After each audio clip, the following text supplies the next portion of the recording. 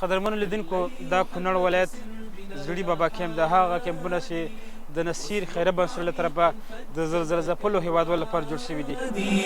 واقطع ظلام الليل بالإنشاد من بين سار في الضلال. په دغه کیمپونو کې الحمدلله نصیر خیره بنسټ تر اوسه پورې خدمتونه کوي چې فی الحال تاسو دا مسجد چې وینئ د نصیر خیره بنسټ له طرفه د دغه زلزله ځپلو هیوادوالو لپاره جوړ شوی چې په دغه کیمپونو کې د مسجد نو نن الحمدلله دوی لپاره یو ښکلی مسجد جوړ شو.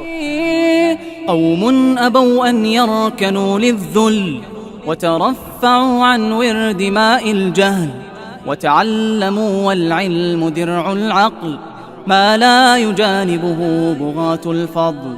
الليل حل فسر بنا يا حادي واسلك عميقا فج ذاك الوادي واقطع ظلام الليل بالإنشاد من بين سار في الضلال وغادي. طرق العلا ليست